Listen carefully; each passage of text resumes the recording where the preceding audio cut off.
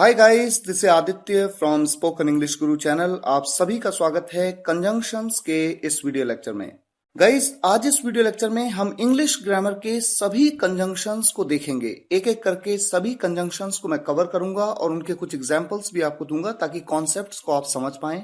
एक बार concept clear हो गया, उसके बाद प्रैक्टिस का रोल है। प्रैक्टिस के लिए englishwale.com English speaking course book अगर आपके पास है तो आप उससे प्रैक्टिस कर सकते हैं। अगर आपके पास बुक अवेलेबल नहीं है तो आप पीडीएफ फाइल डाउनलोड कर सकते हैं englishwale.com से फ्री ऑफ कॉस्ट। साथ ही साथ मैं आपके लिए एंड्रॉइड ऐप भी डेवलप कर रहा हूं जिसमें आप करेंगे ये कि जब आप कॉन्सेप्ट्स को वीडियोस के थ्रू सीखेंगे उसके बाद आप प्रैक्टिस करेंगे और प्रैक्टिस जितनी ज्यादा आप करेंगे उतना परफेक्शन आएगा उस कॉन्सेप्ट पे। आज इस वीडियो लेक्चर में हम कंजंक्शंस के 38 कॉन्सेप्ट्स को कवर करेंगे। देखिए आपके सामने है बट का यूज लेकिन, बल्कि या सिवाय के सेंस के लिए। फॉर, एज, बिकॉज और सिंस, क्योंकि या चूंकि के सेंस के लिए। यहां पर इंपॉर्टेंट पॉइंट ये है कि कई बार स्टूडेंट्स ये सोचते हैं कि फॉर तो एक प्रेपोजिशन है। देखिए, फॉर का यूज या सिंस का यूज प्रेपोजिशन की तरह भी होता है और कंजंक्शन की तरह भी होता है। मैं आपको यकीन दिलाता हूं कि इस वीडियो लेक्चर को देखने के बाद सभी कंजंक्शंस का बेसिक कॉन्सेप्ट आपको बिल्कुल क्लियर हो जाएगा। तीसरा कॉन्सेप्ट आपके सामने है also, even, either, too, as well का यूज भी के सेंस के लिए। उसके बाद as adjective as soon as या द मोमेंट का use, as well as far as if या एज दो का use, as yet, till now, by now, so far का यूज अभी तक के सेंस के लिए। Although, though, even if, even though का यूज हालांकि या भले ही के सेंस के लिए। उसके बाद then also, even then, yet, still, however, इनका यूज फिर भी के सेंस के लिए। और उसके बाद देखिए स्टिल या इवन नाउ का यूज अभी भी के सेंस के लिए। आप यहां पर नोट करेंगे कि स्टिल का यूज फिर भी और अभी भी दो अलग अलग सेंस में हो रहा है, लेकिन उस समय स्टिल की पोजीशन क्या होगी सेंटेंस में ये आपको कॉन्सेप्ट से पता लग जाएगा। फिर हम कवर करेंगे such as, in such a way, that, if और वेदर का यूज, वेदर और का use, either or, neither nor neither negative sentences में, और सो का यूज पॉजिटिव सेंटेंसेस में। नो सूनर हैड के साथ देन का use, not only but also, provided, providing, so that, so hence, henceforth, therefore. उसके बाद WH फैमिली मेंबर्स जैसे व्हाट, व्हाई, वेयर, हु, इनका यूज दैट के साथ किस तरह से और किस सेंस में। That's what, that's how, that's when, that's where, that's which, that's who या that's whom। Till then, by then का concept. Till the time, by the time, as long as या अनटिल का यूज, अनलेस का use, बहुत ही important conjunctions हैं। Lest का use, otherwise और एल्स, वाइल के साथ वर्ब की first form plus ING, whereas या वाइल का यूज, और इस वीडियो लेक्चर के एंड में WH फैमिली का यूज कंजंक्शंस की तरह, जहां पर दैट के साथ नहीं आएगा, सिर्फ व्हाट का यूज, व्हाई, वेयर, हु, ये इंटेरोगेटिव्स भी हैं और साथ ही साथ एज अ कंजंक्शन भी इनका यूज किया जाता है। शुरुआत करने से पहले मैं आपके सामने 7 क्वेश्चंस रखता हूं। ये मल्टीपल चॉइस क्वेश्चंस हैं। यहां पर आपके सामने 3 विकल्प हैं, 3 ऑल्टरनेटिव्स हर क्वेश्चन के। आपको सही ऑल्टरनेटिव को चूज करना है। पहला क्वेश्चन देखिए, वो जो मेरे साथ था मेरा भाई है। जो मेरे साथ था, जो के लिए हु, दैट या विच, किसका यूज किया जाएगा। क्वेश्चन नंबर 2, मेहनत करो कहीं ऐसा ना हो कि तुम फेल हो जाओ। यहां पर विल, शुड या मे में से कौन सा विकल्प आप चूज करेंगे। क्वेश्चन नंबर 3, अगर वो ढंग से पढ़ाई नहीं करेगा वो फेल हो जाएगा। अगर या यदि, अगर या यदि के लिए आप इफ का यूज करते हैं, लेकिन यहां पर ऑल्टरनेटिव्स में इफ है ही नहीं। क्यों नहीं है ये कॉन्सेप्ट में आपको पता लगेगा। यहां पर अनटिल, अनलेस या टिल में से किसी एक ऑल्टरनेटिव को आप चूज करेंगे। देखिए इस सेंटेंस में एक इंपॉर्टेंट पॉइंट और है। मैंने आपसे कहा कि अगर वो अच्छे से पढ़ाई नहीं करेगा, यदि वो अच्छे से पढ़ाई नहीं करेगा, करेगा के लिए मैंने स्टडीज यहां पर प्रेजेंट इन डेफिनेट टेंस में फॉर्म किया, जबकि मैं कह रहा हूं फ्यूचर में। ऐसा क्यों, ये भी आप इस कॉन्सेप्ट में जानेंगे। क्वेश्चन नंबर 4, ये वो घर है जिसकी छत कमजोर है। जिसकी छत, जिसकी के लिए ऑफ विच, ऑफ हुज या हु का यूज करेंगे। क्वेश्चन नंबर 5, मैं नहीं जानता कि वो मुझे पसंद करता है या नहीं। की के लिए इफ, दैट, वेदर, किसका यूज करना सही है, किसका गलत।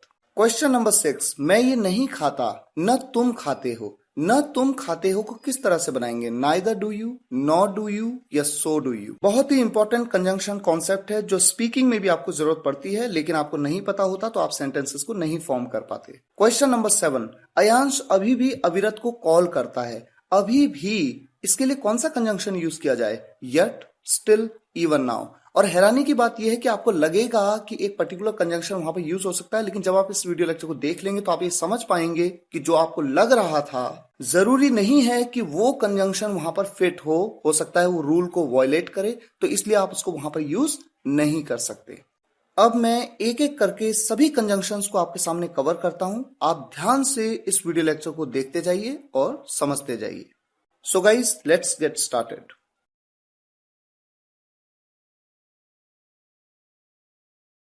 बट का प्रयोग 3 अलग अलग तरीके के वाक्यों में किया जाता है। पहला तब जब किसी वाक्य में लेकिन, पर या परंतु का सेंस आए। दूसरा तब जब किसी वाक्य में बल्कि का सेंस आए। और तीसरा तब जब किसी वाक्य में सिवाय या अलावा का सेंस आए। तो सबसे पहले बात करते हैं बट का प्रयोग लेकिन, पर या परंतु के लिए। उदाहरण आपके सामने है। वो अमीर है पर बहुत कंजूस है। He is rich but very माइजर। माइजर मतलब कंजूस। वो शैतान है परंतु मुझे पसंद है। He is naughty but I like him. वो गोरी है लेकिन खूबसूरत नहीं है। She is fair but not beautiful. इसी तरह से देखिए बट का प्रयोग बल्कि के सेंस में किस तरह से किया जाता है। एग्जाम्पल्स हैं, ये पेन नहीं बल्कि पेंसिल है। This is not a pen but a pencil. वो बेवकूफ नहीं बल्कि समझदार है। He is not fool but wise. उसे डांटा नहीं गया बल्कि पीटा गया। He was not scolded but beaten. ये एक पैसिव वॉइस का सेंटेंस है जिसके बारे में मैंने एक्टिव पैसिव वॉइस की वीडियो लेक्चर में आपको बताया था। उसे डांटा नहीं गया किसी के द्वारा।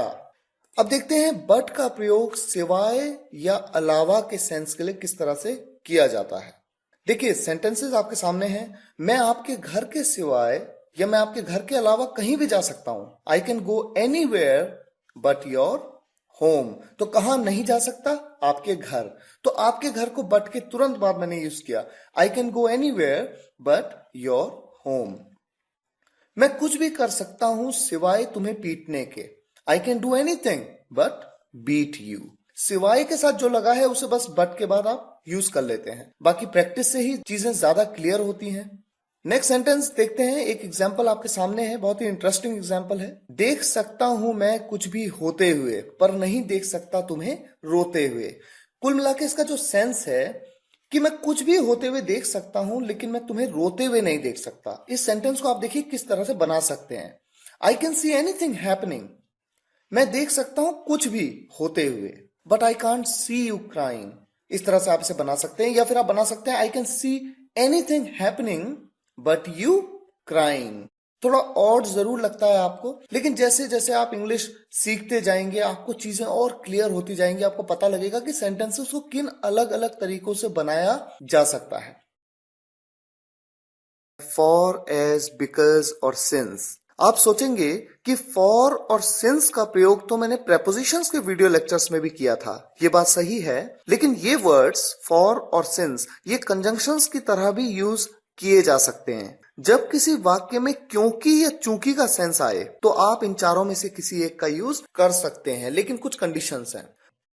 किसी वाक्य में क्योंकि या चूंकि के लिए फॉर, एज, बिकॉज और सिंस में से किसी एक का प्रयोग किया जा सकता है। बिकॉज का प्रयोग हमेशा वाक्य के बीच में, सिंस का प्रयोग हमेशा शुरुआत में, बीच में नहीं होगा, और फॉर और एज का प्रयोग बीच में या शुरुआत दोनों जगहों पे किया जा सकता है। उदाहरण के माध्यम से आप इस बात को बेहतर समझ पाएंगे। आइए एग्जाम्पल लेते हैं। चूंकि मैं बीमार था इसलिए मैं नहीं आया। बहुत ही सिंपल एग्जाम्पल है। देखिए चूंकि का प्रयोग सेंटेंस की शुरुआत में किया गया और मैंने आपको बताया कि शुरुआत में जब सेंटेंस में चूंकि या क्योंकि का प्रयोग किया जाएगा तो बिकॉज का प्रयोग नहीं होगा। बिकॉज का प्रयोग हमेशा कब होता है? मिडल में, बीच में। तो यहां पर आप कह सकते हैं since I was unwell so I didn't come, as I was unwell so I didn't come, for I was unwell so I didn't come. एक और एग्जाम्पल लेते हैं। मैं नहीं आया क्योंकि मैं बीमार था। यहां पर क्योंकि का प्रयोग सेंटेंस के बीच में है। यह आपको समझाने का एक तरीका है, शुरुआत और बीच। और बीच में आप क्या क्या यूज कर सकते हैं? बिकॉज का प्रयोग आप बीच में कर सकते हैं, एज का प्रयोग आप कर सकते हैं, फॉर का प्रयोग आप कर सकते हैं, लेकिन सिंस का प्रयोग केवल शुरुआत में होता है, जब क्योंकि या चूंकि सेंटेंस के शुरुआत में आए। एक इंपॉर्टेंट पॉइंट यह है कि जब आप फॉर का प्रयोग बीच में करते हैं तो फॉर से जस्ट पहले वाले सेंटेंस क्लॉज में आप कॉमा का प्रयोग करते हैं। यह केवल फॉर के साथ होता है, बाकी किसी और कंजंक्शन के साथ नहीं होता। Also, even, either, too, as well. किस तरह से जब किसी वाक्य में भी का सेंस आता है तो इन पांचों में से किसी एक कंजंक्शन का प्रयोग किया जा सकता है। अब नियमों की बात करते हैं। ऑल्सो, टू, एज वेल, इन तीनों का ही प्रयोग जनरली पॉजिटिव सेंटेंसेस में किया जाता है, पॉजिटिव। और इवन का प्रयोग भी के लिए पॉजिटिव और नेगेटिव दोनों तरह के सेंटेंसेस में किया जाता है। नेगेटिव वो सेंटेंस होते हैं जिनमें नॉट का प्रयोग होता है, तो ये बात आपको क्लियर होनी चाहिए।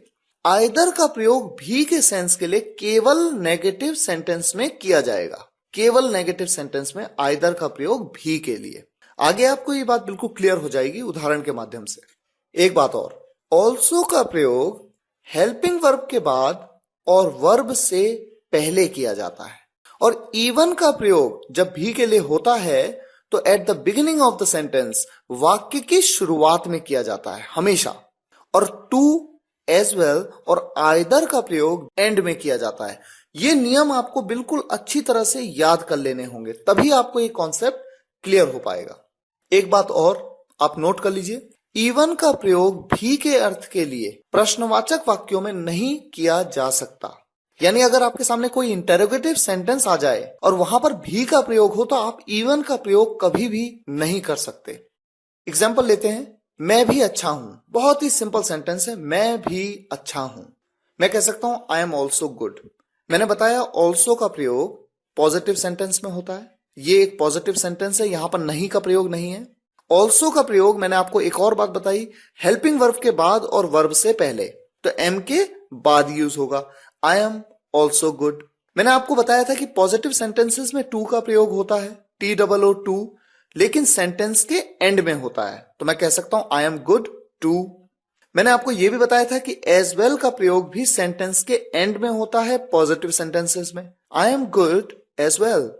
मैंने आपको यह भी बताया कि इवन का प्रयोग पॉजिटिव और नेगेटिव दोनों सेंटेंस में होता है, लेकिन हमेशा शुरुआत में होता है। तो देखिए इवन का प्रयोग यहां पर शुरुआत में, इवन आई एम गुड। तो मैं भी अच्छा हूं के लिए आप चार तरीके से सेंटेंस बना सकते हैं, लेकिन एक कंजंक्शन आइदर मैंने आपको बताया था कि केवल नेगेटिव सेंटेंसेस में यूज होता है और एंड में होता है सेंटेंस के। तो यहां पर चूंकि ये तो पॉजिटिव सेंटेंस है, नेगेटिव तो है नहीं, इसलिए आप आइदर का प्रयोग यहां पर बिल्कुल नहीं कर सकते।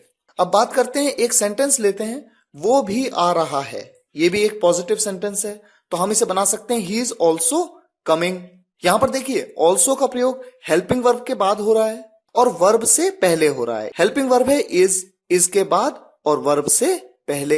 ही इज ऑल्सो कमिंग, या आप कह सकते हैं ही इज कमिंग टू, या आप कह सकते हैं he is coming as well, या आप कह सकते हैं इवन ही इज कमिंग। एक नेगेटिव सेंटेंस, मैं भी अच्छा नहीं हूं। अब देखिए नेगेटिव सेंटेंस में आप या तो इवन का प्रयोग कर सकते हैं या फिर आइदर का प्रयोग कर सकते हैं। मैंने आपको बताया था कि इवन का प्रयोग पॉजिटिव और नेगेटिव दोनों सेंटेंसेस में होता है, लेकिन हमेशा सेंटेंस की शुरुआत में होता है, even I am not good. और आइदर का प्रयोग मैंने आपको बताया था कि हमेशा नेगेटिव सेंटेंस में होता है केवल, और सेंटेंस के एंड में होता है। एक सेंटेंस और है, वे भी मेरे साथ नहीं है, even they are not with me, या आप कह सकते हैं they aren't with me either. तो नेगेटिव सेंटेंसेस में आप दो चीजों को ध्यान रखिए, भी के लिए इवन और आइदर। इवन का प्रयोग शुरुआत में, आइदर का प्रयोग सेंटेंस के एंड में। अब देखिए एक इंटेरोगेटिव सेंटेंस लेते हैं, क्या तुम भी वहां नहीं थे। अब आपने देखा कि नेगेटिव सेंटेंस है, ये इंटेरोगेटिव तो है लेकिन नेगेटिव भी है। मैंने आपको एक तीसरा रूल बताया था कि इवन का प्रयोग नेगेटिव सेंटेंसेस में किया जाता है लेकिन प्रश्नवाचक वाक्यों में नहीं किया जाता। तो आपके पास एक ही विकल्प बचता है और वो है आइदर। मैं भी फल पसंद नहीं करता। देखिए यहां पर नेगेटिव सेंटेंस है, या तो आप इवन का यूज कर लीजिए शुरुआत में सेंटेंस के, या फिर आप आइदर का यूज कर लीजिए सेंटेंस के एंड में। तो बेस्ट सेंटेंस जो है वो बनेगा I don't like fruits either, या आप ऐसे भी कह सकते हैं even I don't like fruits. As, यहां पर हम इसके 3 सेंस के बारे में बात करेंगे। जब भी किसी वाक्य में सेंस आए जैसा का, या आए के तौर पर, या आए के नाते। आपके सामने एग्जांपल्स हैं। जैसा आप कहें, जैसा के लिए एज का प्रयोग, एज यू से। बहुत ही सिंपल टॉपिक है। जैसी आपकी मर्जी, एज यू विश। जैसा आपने कहा मैंने किया, आई डिड, मैंने किया, I did as you said. जैसा आपने कहा, जैसा आपको ठीक लगे, एज यू फील लाइक, या आप कह सकते हैं एज यू विश। जैसी करनी वैसी भरनी, एक कहावत है। आप कहते हैं as you sow you reap. जैसा आप बोते हो वैसा ही आप काटते हो। जैसा तुम्हारे पापा चाहें, एज योर फादर लाइक्स। इसी तरह से एक एग्जाम्पल आपके सामने है। मैं यहां मैनेजर के तौर पर काम कर रहा हूं। के तौर पर के लिए आप एज का प्रयोग कर सकते हैं। I am working as a manager here. एक अध्यापक होने के नाते ये मेरा फर्ज है। As a teacher it's my duty. As, adjective as का मतलब उतना, उसके बाद एडजेक्टिव विशेषण का आप यूज करेंगे, उसके बाद आप कहते हैं जितना, एज के लिए जितना। तो उतना जितना, इस तरह के सेंटेंसेस आपने देखे होंगे जब हम कहते हैं कि राम अमिताभ के जितना लंबा है, या हम कह सकते हैं राम उतना लंबा है जितना अमिताभ। हम कहते हैं सीता उतनी खूबसूरत है जितनी गीता। तो इस तरह का उतना जितना के जो सेंटेंस फॉर्मेशंस होते हैं वो इस कंजंक्शन फॉर्मेशन से लिए जाते हैं। आइए आगे बढ़ते हैं। सबसे पहले जरा फॉर्मेशन को देखें। मैं आपसे कहूं एज टॉल एज अमित, तो देखिए एज उतना, टॉल क्या है, एक एडजेक्टिव है, लंबा, एज जितना, अमित उतना लंबा जितना अमित। उतना लंबा जितना अमित मतलब तो एक ही है, अमित के जितना लंबा। एज शॉर्ट एज राकेश, उतना छोटा जितना राकेश, राकेश के जितना छोटा। आगे जब हम सेंटेंसेस बनाएंगे तब आप समझ पाएंगे कि मैं आपको ये क्यों बता रहा हूं। देखिए as big as your house, उतना बड़ा जितना आपका घर, या फिर मैं कह सकता हूं आपके घर जितना बड़ा। एज ब्लैक एज कोल, उतना काला जितना कोयला, कोयले के जितना काला। As beautiful as you are, उतनी खूबसूरत जितनी तुम हो, तुम्हारी जितनी खूबसूरत। एज रेड एज ब्लड, उतना लाल जितना खून, या मैं कह सकता हूं खून के जितना लाल। As strong as my dad is, उतने मजबूत जितने मेरे पापा हैं, या फिर मैं कहूं मेरे पापा के जितने मजबूत। As cute as she was, उतनी प्यारी जितनी वो थी, शी वॉज वो थी, या मैं कह सकता हूं उसके जितनी प्यारी। अब देखिए एग्जाम्पल्स। अभी तक आपने फॉर्मेशन देखा, अब इन्हीं फॉर्मेशंस का यूज एग्जाम्पल्स में आएगा। सेंटेंस है मैं अमन के जितना लंबा हूं, यानी कि मैं कहना चाहता हूं कि मैं उतना लंबा हूं जितना अमन, उतना लंबा जितना अमन।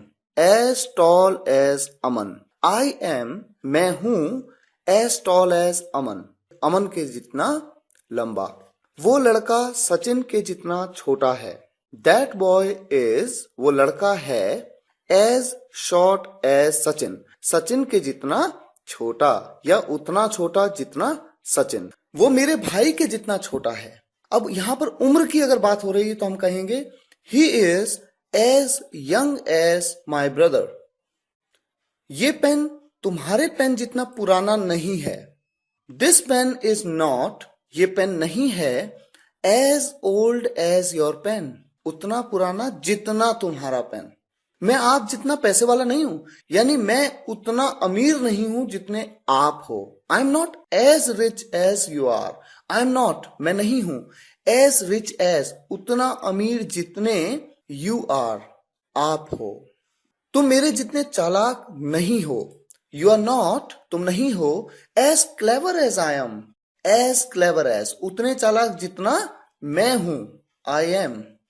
राम उसके जितना पागल नहीं है, Ram is not as mad as he is. वो कटरीना की जितनी खूबसूरत है, she is as beautiful as Katrina. क्या तुम मेरे जितना अच्छा गा सकते हो?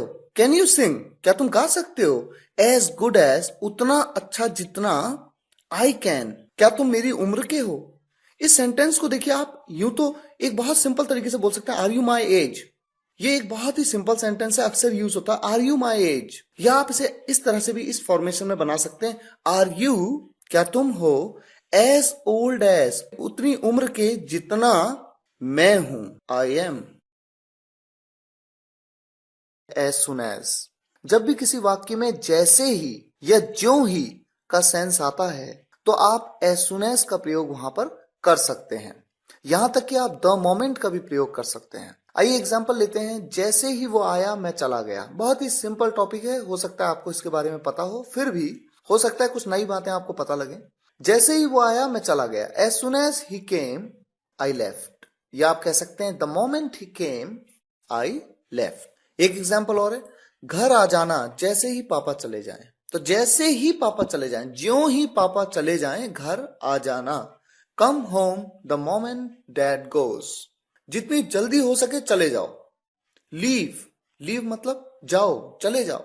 एज सुन एज पॉसिबल, जितनी जल्दी हो सके। जैसे ही उसे पता चला कि वो अब नहीं रहे, वो रोने लगा। जैसे ही के लिए आप यहां पर एज सुन एज या द मोमेंट का यूज कर सकते हैं। The moment he knew that he was no more, he started weeping. जो ही वो आया वो गई। As soon as he came she left. As well as बहुत ही इंपॉर्टेंट कंजंक्शन है।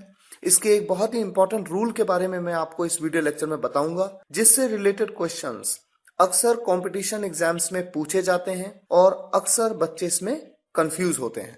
प्रॉपर ग्रामर की जानकारी होना भी जरूरी है कंपटीशन एग्जाम्स के लिए। कॉन्वर्सेशंस में कई बार आप ग्रामर का प्रॉपर यूज नहीं करते हैं तो चल जाता है, क्योंकि सेंस से समझ में आ जाता है, लेकिन जब आप लिखते हैं या किसी एग्जाम में बैठते हैं तो आपको प्रॉपर ग्रामर का यूज करना होता है। एग्जाम्पल्स आपके सामने हैं। राम पढ़ा लिखा है, साथ ही साथ उसके माता पिता भी पढ़े लिखे हैं। Ram is educated as well as his parents are educated. वो पैसे वाला है, साथ ही साथ दयालु भी है। He is rich as well as kind. तुम मेरे भाई हो, साथ ही साथ सबसे अच्छे दोस्त भी। You are my brother as well as the best friend. वो क्रिकेटर है, साथ ही फुटबॉलर भी है। साथ ही साथ की जगह आपने क्या यूज किया? साथ ही, बात एक ही है। He is cricketer as well as footballer. तो इन सभी सेंटेंसेस में आपने साथ ही साथ के सेंस के लिए एज वेल एज का प्रयोग। अब मैं उस इंपॉर्टेंट रूल की बात करता हूं जिसके बारे में मैंने आपको वीडियो लेक्चर की शुरुआत में बताया था। इंपॉर्टेंट रूल क्या है? देखिए, subject 1 plus as well as plus subject 2। Definition आपके सामने है। When as well as is used to join two or more subjects, the verb or helping verb is to be used as per the first subject. जब as well as का प्रयोग दो या दो से अधिक सब्जेक्ट्स के बीच में आता है तो ऐसे केसेस में जो आपकी वर्ब है या हेल्पिंग वर्ब, क्रिया या सहायक क्रिया जो होती है, जो यूज करनी है, वो पहले सब्जेक्ट के अनुसार ही यूज की जाएगी। मैं और वो दोषी हैं। I and he are to blame. बहुत ही सिंपल। यहां पर दो सब्जेक्ट्स हैं। कौन? एक हूं मैं, एक हो तुम। मैं और वो, सॉरी, एक है third person singular. I and he are to blame.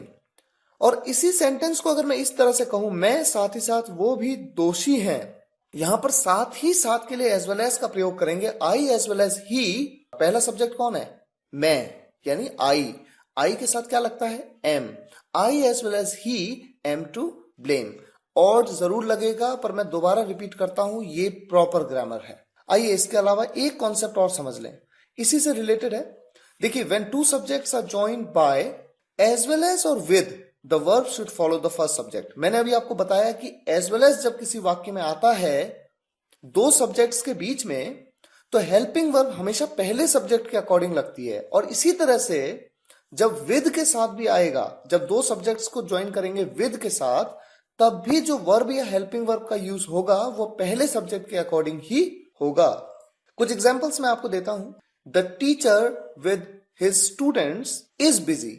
यहां पर इज का प्रयोग किया जाएगा। अक्सर इस तरह के क्वेश्चंस कंपटीशन में पूछे जाते हैं। आपके सामने विकल्प दिए जाते हैं, इज, एम, आर, और आप यहां पर अक्सर आर का प्रयोग करेंगे, क्योंकि आपको ऐसा लगेगा कि एक सब्जेक्ट है टीचर और साथ में है कुछ स्टूडेंट्स, तो यानी यहां पर प्लूरल सब्जेक्ट है, मोर देन वन, तो आप आर का प्रयोग करेंगे, पर ये सही नहीं है। जब विद का प्रयोग आए या एज वेल एज का प्रयोग आए दो सब्जेक्ट्स के बीच में, तो हेल्पिंग वर्ब या वर्ब हमेशा पहले सब्जेक्ट के अकॉर्डिंग लगाइए। दूसरा सेंटेंस है he as well as I is at home. यहां पर इज का प्रयोग क्यों लगा? क्योंकि पहला सब्जेक्ट है ही। अगर मैं कहता आई एज वेल एज ही, तो आप एम का प्रयोग करते, क्योंकि पहला सब्जेक्ट तब क्या होता? आई। और तीसरा सेंटेंस देखिए बहुत ही सिंपल है, he and I are at home.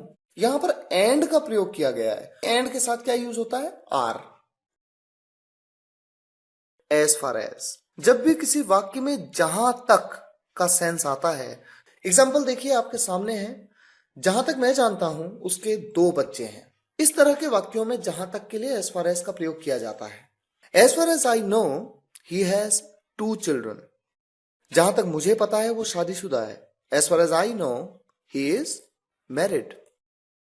जहां तक मेरी पढ़ाई का सवाल है, मैंने सिर्फ 12वीं पास की है। As far as my study is concerned I am only 12th pass. ऐसे केसेस में जब सवाल है, आप कहते हैं ना, जहां तक मेरी पढ़ाई का सवाल है, जहां तक मेरे परिवार का सवाल है, जहां तक मेरे भाई का सवाल है, जहां तक मेरी बहन का सवाल है, ऐसे सभी सेंटेंसेस में आप एज फार एज के साथ कंसर्न्ड वर्ड का प्रयोग करेंगे। ये कॉन्सेप्ट आप याद कर लीजिए। जैसे जैसे आप प्रैक्टिस करते जाएंगे आपको ये कॉन्सेप्ट वैसे भी क्लियर होता जाएगा। जहां तक मेरे भाई का सवाल है वो ग्रेजुएट है। ग्रेजुएट को आप स्नातक कहते हैं। As far as my brother is concerned he is graduate. जहां तक मेरे परिवार का सवाल है, मेरी 2 बहनें हैं। As far as my family is concerned I have 2 sisters. Such के 3 फॉर्मेशन, सच, सच एज और इन सच अ वे। सच का प्रयोग कब किया जाता है? जब किसी वाक्य में सेंस आता है इस तरह का या ऐसा। जैसे वाक्य होते हैं ना, ऐसा बच्चा मुझे पसंद नहीं, इस तरह का आदमी मुझे अच्छा नहीं लगता, इस तरह के लोग वहां रहते हैं, इस तरह का या ऐसा। ऐसे सेंस में आप सच का प्रयोग करते हैं। उदाहरण के साथ आप समझेंगे जरूर। दूसरा देखिए सच एज, जब आप कहते हैं जैसे कि, उदाहरणतः, उदाहरण के तौर पे जब आप कहते हैं मेरे पास कई चीजें हैं, जैसे कि पेन, पेंसिल, तो जैसे कि के लिए आप सच एज का यूज कर सकते हैं। और तीसरा है इन सच अ वे, इस तरह से या ऐसे। जैसे हम कहते हैं उसने इस तरह से बात की, यानी उसने ऐसे बात की, या हम कहते हैं वो ऐसे गया, या हम कहें वो इस तरह से गया। तो ऐसे सेंटेंसेस में जब इस तरह का सेंस आता है तो इन सच अ वे का प्रयोग किया जाता है। एग्जाम्पल आपके सामने है। सबसे पहले देखिए, ऐसे लोग स्वार्थी होते हैं। ऐसे लोग यानी इस तरह के लोग। इस तरह के लिए आप क्या यूज करते हैं? Such. Such people are selfish. ऐसे बच्चे मुझे पसंद नहीं। ऐसे मतलब इस तरह के बच्चे। आई डोंट लाइक, मुझे पसंद नहीं ऐसे बच्चे, सच चिल्ड्रन। ऐसी कई कहानियां मैं सुन चुका हूं। आई हैव हर्ड, मैंने सुनी है, मैनी सच स्टोरीज, ऐसी कई कहानियां। कई के लिए मैनी, ऐसी स्टोरीज, सच स्टोरीज। मेरे पास कई चीजें हैं, जैसे कि कंप्यूटर, मोबाइल। मेरे पास कई चीजें हैं, जैसे कि उदाहरणतः कंप्यूटर, मोबाइल आदि। I have many things such as computer, mobile etcetera. उसके साथ कई लोग हैं, जैसे राम, राहुल, मोहन आदि। There are many people with him such as, उदाहरण के तौर पे राम, राहुल, मोहन एटसेट्रा। तो जैसे कि के सेंस के लिए आपने क्या यूज किया? Such as. इसी तरह से उसने मुझे इस तरह से देखा, लगा वो मुझे चाहती है। उसने मुझे इस तरह से देखा, यानी ऐसे देखा, इस तरह से। शी सॉ मी या looked at me in such a वे, इस तरह से, that I felt she like me, कि मुझे लगा, मुझे महसूस हुआ कि वो मुझे चाहती है या पसंद करती है। तुम ऐसे बात करते हो कि मैं तुम्हें नजरअंदाज नहीं कर सकता। तुम ऐसे बात करते हो यानी तुम इस तरह से बात करते हो। इस तरह से या ऐसे के लिए आप क्या यूज करते हैं? In such a way. You talk in such a way that I can't ignore you. As if और एज दो, जब भी किसी वाक्य में मानो या जैसे कि इस तरह का सेंस आता है, तो ऐसे वाक्यों में एज इफ और एज दो का प्रयोग किस तरह से किया जाना है, देखिए एग्जाम्पल आपके सामने है। उसने मुझे ऐसे देखा मानो वो कुछ कहना चाहती हो। She looked at me as if she wanted to say something. यहां पर देखिए मानो के लिए आपने एज इफ का प्रयोग किया। आप मानो के लिए एज दो का प्रयोग भी कर सकते हैं। आप कह सकते हैं she looked at me as though she wanted to say something. वो उसके साथ इतना फ्रैंक लगा मानो उसे पहले से जानता हो। He looked so frank with him as though he already knew him. तुम तो ऐसे बात कर रहे हो जैसे कि मैं तुम्हारा दुश्मन हूं। You are talking in such a way as though I am your enemy. यहां पर आपने कहा यू आर टॉकिंग, तुम बात कर रहे हो इस तरह से या ऐसे, ऐसे या इस तरह से के लिए इन सच अ वे का यूज किया जाता है। As though I am your enemy, मानो उसे घर जाना हो। एक सिंपल सा सेंटेंस जब आपको किसी को कहना है मानो उसे घर जाना हो, as if he has to go home. इसी तरह से देखिए वो ऐसे बात कर रहा था मानो मैं उसका नौकर हूं। He was talking in such a way as if I was his servant. लगता है मानो उसे तुमसे प्यार हो। इट सीम्स, लगता है, इट सीम्स, ऐसा लगता है, as if he loves you, मानो वो तुमसे प्यार करता हो। Yet, as yet, till now, by now, so far। और इन पांचों कंजंक्शंस का यूज सिर्फ एक सेंस के लिए हम देखेंगे और वो सेंस है अभी तक, केवल प्रेजेंट टेंस के वाक्यों में। मैंने अभी तक उसे नहीं देखा है, ये एक प्रेजेंट परफेक्ट टेंस का सेंटेंस है। मैंने उसे नहीं देखा है, आई हैव नॉट सीन हर। अगर कोई लड़की है या कोई स्त्री है जिसके बारे में मैं बात कर रहा हूं तो आई हैव नॉट सीन हर, मैंने उसे नहीं देखा है अभी तक। अभी तक के लिए मैं यट का यूज कर सकता हूं, या मैं कह सकता हूं I have not seen her as yet, या मैं कह सकता हूं I have not seen her till now, I have not seen her by now, I have not seen her so far. एक सेंटेंस है, अभी तक का स्कोर क्या हुआ है। What is the score. What is the score का मतलब स्कोर क्या हुआ है या स्कोर क्या है अभी तक का। So far, what is the score so far. वो अभी तक ऑफिस नहीं पहुंचा है, he has not reached office yet. उसने आज तक बर्गर नहीं खाया है, he hasn't eaten burger till now. Till now, yet, as yet, आप किसी का भी प्रयोग यहां पर कर सकते हैं। Then also, even then, yet, still और हाउएवर। यहां पर हम इन कंजंक्शंस के सिर्फ एक सेंस को जानेंगे और वो सेंस है फिर भी, तब भी या इसके बावजूद भी। देखिए सेंटेंस आपके सामने है, वो कभी स्कूल नहीं गया फिर भी उसे ये आता है। वो कभी स्कूल नहीं गया, he never went to school. फिर भी के लिए मैं इनमें से किसी एक का यूज कर सकता हूं। Then also he knows it, या मैं कह सकता हूं even then he knows it, या मैं कह सकता हूं येट ही नोज इट, या मैं कह सकता हूं स्टिल ही नोज इट, या मैं कह सकता हूं हाउएवर ही नोज इट। तो इन पांचों में से किसी भी एक कंजंक्शन का यूज मैं फिर भी के लिए कर सकता हूं। दूसरा सेंटेंस है, मैं गरीब हूं फिर भी कोशिश करूंगा। I am poor still I will try. यहां पर मैंने स्टिल ले लिया, आप कोई सा भी एक कंजंक्शन पांचों में से ले सकते हैं। मैं बीमार था इसके बावजूद मैंने काम किया। I was unwell yet I worked, या आप कह सकते हैं स्टिल आई वर्कड, या आप कह सकते हैं देन ऑल्सो आई वर्कड, या आप कह सकते हैं इवन देन आई वर्कड, या आप कह सकते हैं I was unwell however I worked. अगला सेंटेंस है, वो अनपढ़ है तब भी उसका व्यवहार अच्छा है। He is illiterate even then he behaves well.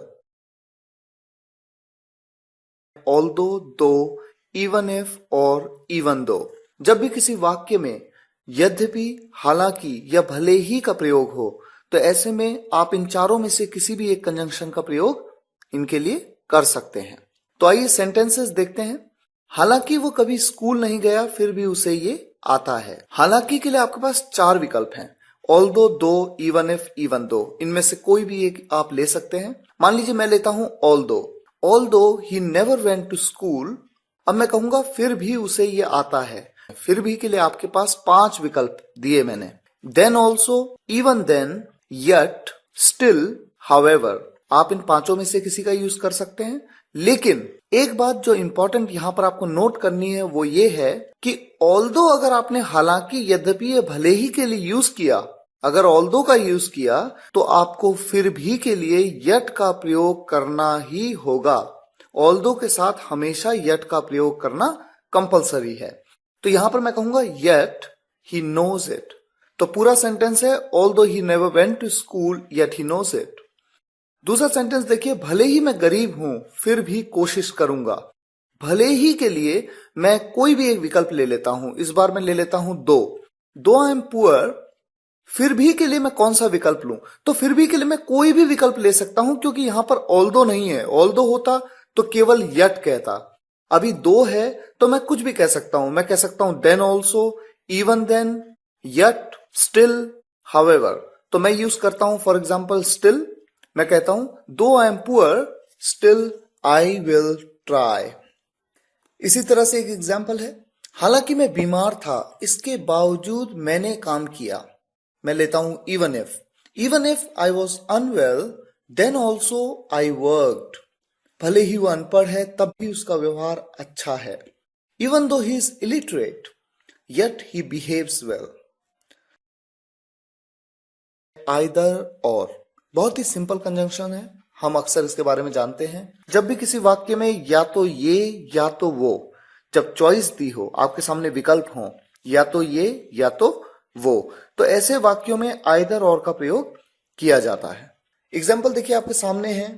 पहला एग्जाम्पल, या तो तुम जाओ या मुझे जाने दो। यहां पर दो सेंटेंस है, दोनों से पहले या का प्रयोग किया गया है। तुम जाओ, मुझे जाने दो, दो सेंटेंस, इन दोनों से पहले या का प्रयोग। आप कहते हैं आइदर यू गो, या तो तुम जाओ, और लेट मी गो, या मुझे जाने दो। इसी तरह से दूसरा सेंटेंस है, या तो राम जाएगा या मैं जाऊंगा।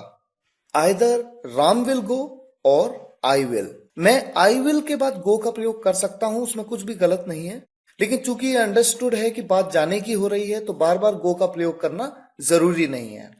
तीसरा सेंटेंस है, राम या तो जाएगा या आएगा। राम के पास दो विकल्प हैं, जाना या आना। चूंकि यहां पर सब्जेक्ट एक ही है, राम, केवल राम की ही बात हो रही है। जब एक ही सब्जेक्ट की बात होती है तो आप आइदर और के कॉम्बिनेशन का प्रयोग हेल्पिंग वर्ब के बाद करते हैं। हेल्पिंग वर्ब है यहां पर विल।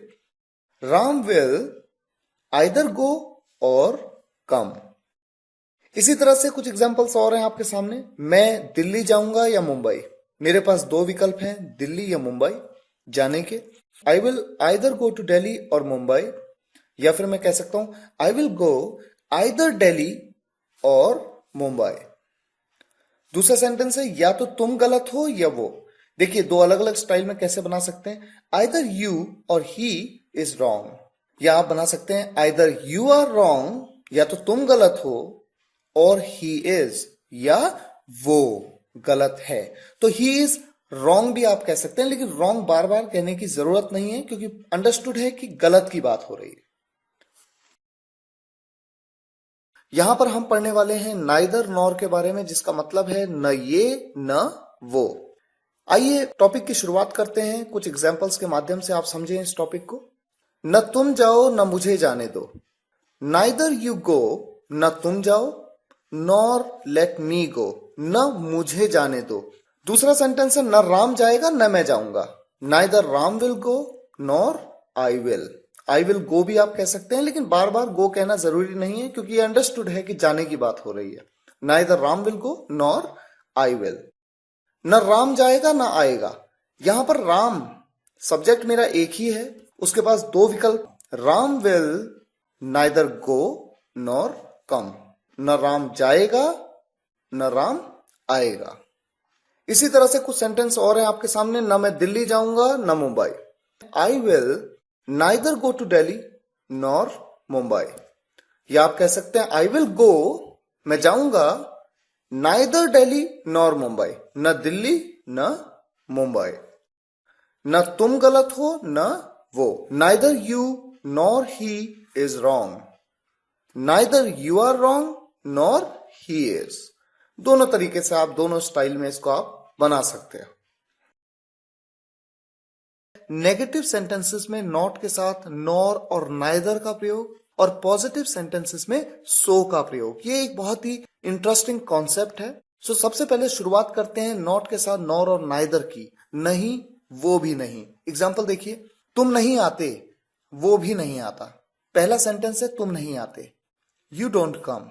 बहुत ही सिंपल प्रेजेंट इंडेफिनिट टेंस का सेंटेंस है, वो भी नहीं आता। तो जब दूसरा सेंटेंस साथ में लग के आता है वो भी नहीं आता, तो वो भी नहीं, तो ऐसे केस में आप क्या यूज करते हैं, नाइदर या नॉर का प्रयोग आप कर सकते हैं, और उसके बाद हेल्पिंग वर्ब और फिर आएगा सब्जेक्ट। बिल्कुल डिफरेंट कॉन्सेप्ट है, बहुत ही डिफरेंट कॉम्बिनेशन है या स्ट्रक्चर कहूं मैं। नॉर डज ही, या आप कहते हैं नाइदर डज ही। मैंने नहीं पूछा, आई डेंट आस्क, ये पास्ट इंडेफिनिट टेंस का एक सेंटेंस है। मैंने नहीं पूछा, आई डेंट आस्क। न उसने पूछा, नाइदर डिड शी। अगर वो कोई स्त्री है तो शी, अगर कोई पुरुष है तो ही। न उसने पूछा, नाइदर डिड शी, या आप कह सकते हैं नॉर डिड शी। वो नहीं जा पाया, न मैं जा पाया। He couldn't go, neither could I. इसी तरह से देखिए कुछ सेंटेंसेस और हैं आपके सामने। उसने नहीं बताया, हमने भी नहीं।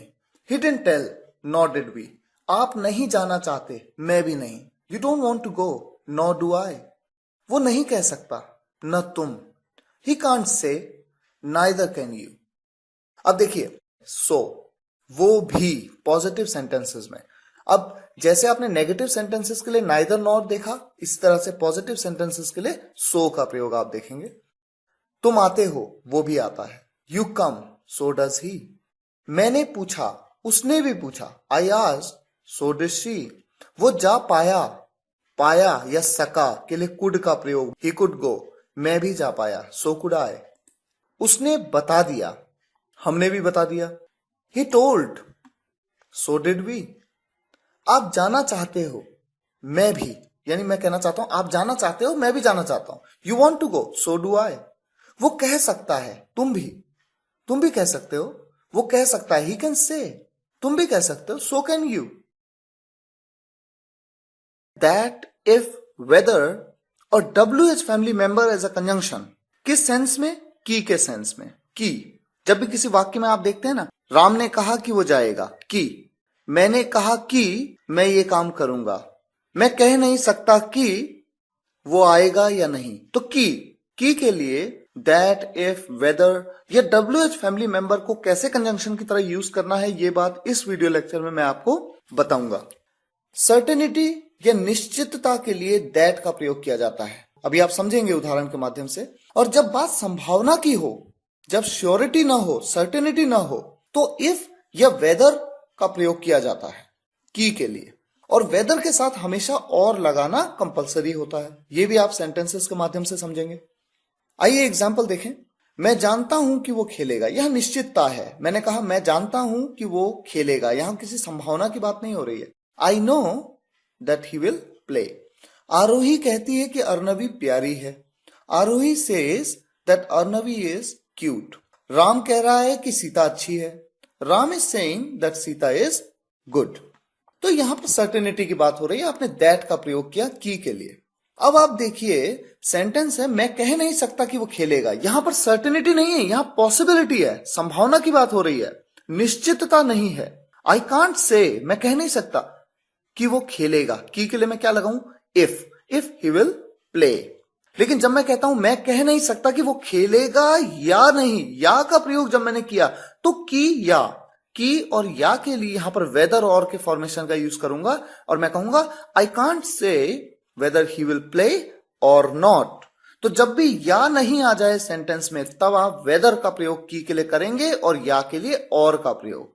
इसी तरह से देखिए, आरोही ने कहा कि अर्नवी प्यारी है। सर्टेनिटी की बात हो रही है, आपने दैट का प्रयोग किया। आरोही सेड दैट अर्नवी वॉज क्यूट।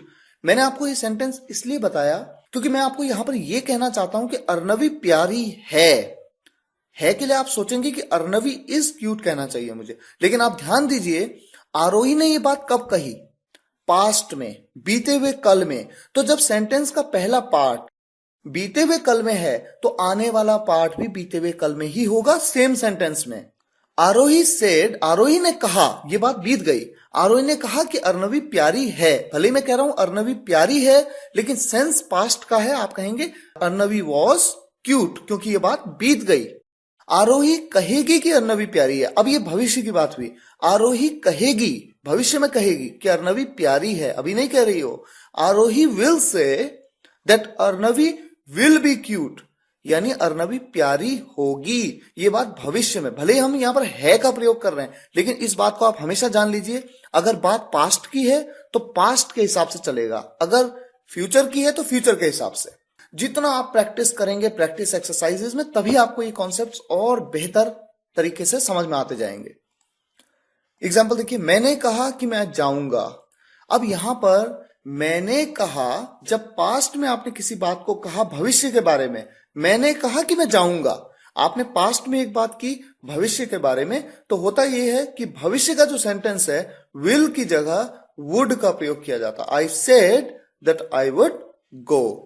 उसने कहा था कि वो डॉक्टर बनेगा, उसने कहा था बीते हुए कल में, बात कही भविष्य की। ही हैड सेड, उसने कहा था that he would become a doctor. Will की जगह आपने क्या प्रयोग किया? वुड का। He would become a doctor. तो विल वुड में चेंज हो जाता है जब बात पास्ट में कही गई हो भविष्य के बारे में। हमें नहीं पता कि वो वहां जाता है या कहीं और।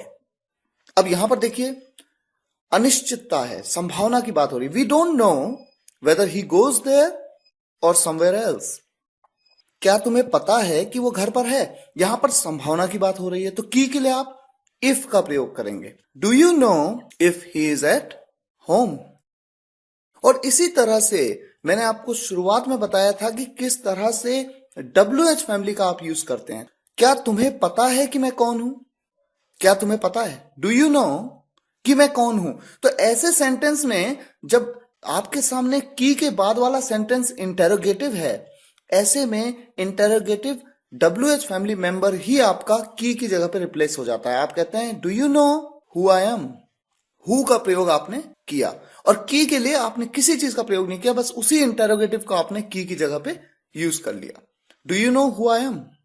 क्या तुम्हें पता है कि ये क्या है? Do you know what this is? Ram ने पूछा कि राहुल कौन है। Ram asked who Rahul is. यहां पर हु इज राहुल नहीं, who Rahul is helping verb subject के बाद यूज होती है इस तरह के सेंटेंसेस में। मैंने पूछा कि तुम कहां थे। I asked where you were. Whether or, मैं वेदर और के दो कॉन्सेप्ट्स के बारे में आपको बताऊंगा, चाहे या और की या। सबसे पहले शुरुआत करते हैं कॉन्सेप्ट नंबर 1, वेदर और चाहे या। एग्जाम्पल्स के माध्यम से हम इसको समझेंगे। आपके सामने पहला एग्जाम्पल है, चाहे वो आए या ना आए मैं तो जाऊंगा। वेदर ही गोज और नॉट आई विल गो। दूसरा सेंटेंस है, चाहे राम खेले या न खेले तुम्हें खेलना चाहिए। वेदर राम प्लेस और नॉट यू शुड प्ले। देखिए कॉन्सेप्ट नंबर 2, वेदर और का दूसरा कॉन्सेप्ट है कि या, संभावना के साथ। एग्जाम्पल है, मैं कह नहीं सकता कि वो खेलेगा या नहीं। यहां पर एक पॉसिबिलिटी की बात की। आपके सामने आया कि और फिर आया या, तो आप कह सकते हैं मैं कह नहीं सकता, आई कांट से कि वो खेलेगा या नहीं, वेदर ही विल प्ले और नॉट। दूसरा सेंटेंस है, वो नहीं जानता था कि लोग आएंगे या नहीं। दोबारा यहां पर पॉसिबिलिटी की बात हो रही है। He didn't know whether people would come और नॉट। हमें नहीं पता कि वो वहां जाता है या कहीं और। We don't know whether he goes there or elsewhere. Elsewhere या फिर आप कह सकते हैं somewhere else. No sooner had और देन का प्रयोग किस तरह के सेंस में? जब किसी वाक्य में ही था का सेंस आता है, लेकिन किस तरह से ये उदाहरण के माध्यम से हम समझेंगे। देखिए थोड़ा ट्रिकी है, लेकिन होता क्या है कि जब आप प्रैक्टिस करते हैं, कॉन्सेप्ट को आपने समझा, लेकिन जब आप प्रैक्टिस करते रहते हैं तो धीरे धीरे कॉन्सेप्ट आपको बेहतर क्लियर होता जाता है। एग्जाम्पल देखिए आपके सामने है, मैं पहुंचा ही था कि वो आ गए। ही था, मैं पहुंचा ही था, मैंने ये काम किया ही था कि वो हो गया। मैं पहुंचा ही था कि वो आ गए। No sooner had I reached, no sooner had I reached then they came. और यहां पर जो देन यूज किया जाता है THAN, तुलनात्मक, तुलना की बात हो रही है। एक काम की दूसरे काम से तुलना, कि ये काम हुआ ही था कि वो हो गया, दूसरा काम एक काम से तुलना की जा रही है। राम को मैंने फोन किया ही था कि उसका मैसेज आ गया। No sooner had I called Ram then he messaged me. इसी तरह से सेंटेंस है, हम स्टेशन पहुंचे ही थे कि ट्रेन चल दी। No sooner had we reach the station then the train left. हम सोए ही थे कि बारिश होने लगी। No sooner had we slept then it started raining. तो इस तरह के वाक्य इस कॉन्सेप्ट में आते हैं। जब भी किसी वाक्य में न केवल ये बल्कि वो भी, या यही नहीं वो भी, इस तरह का सेंस आता है तो आप नॉट ओनली और बट ऑल्सो का प्रयोग करते हैं। वो न केवल क्रिकेटर है बल्कि फुटबॉलर भी है, या मैं कह सकता हूं वो क्रिकेटर ही नहीं फुटबॉलर भी है। He is not only a cricketer but also a footballer. वो है न केवल एक cricketer, not only a cricketer but also, बल्कि फुटबॉलर भी, बट ऑल्सो अ फुटबॉलर। तो आप ये ध्यान रखेंगे कि ऑल्सो की जगह ऑल्सो का ही यूज करना है। ये नहीं कि कई बार गलती करते हैं कि बट के बाद कई लोग इस तरह से भी फॉर्मेशन बनाते हैं, he is not only a cricketer but a footballer too. भी के लिए ऑल्सो की जगह टू का प्रयोग कर देते हैं, ऐसा आपको नहीं करना है। जब आप नॉट ओनली का यूज करते हैं तो बट ऑल्सो का यूज करना कंपलसरी है। इसी तरह से देखिए एक सेंटेंस है, वो न केवल मेरा दोस्त है बल्कि तुम्हारा भाई भी है। या फिर मैं कह सकता हूं वो मेरा दोस्त ही नहीं तुम्हारा भाई भी है। He is not only my friend but also your brother. वो है, ही इज न केवल मेरा दोस्त, नॉट ओनली माई फ्रेंड, बल्कि तुम्हारा भाई भी, बट ऑल्सो योर ब्रदर। वो न केवल अंग्रेजी बल्कि पंजाबी बोलना भी जानता है।